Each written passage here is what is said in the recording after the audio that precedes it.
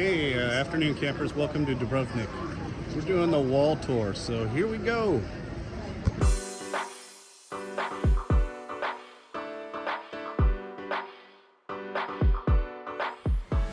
Alright, so you buy a ticket.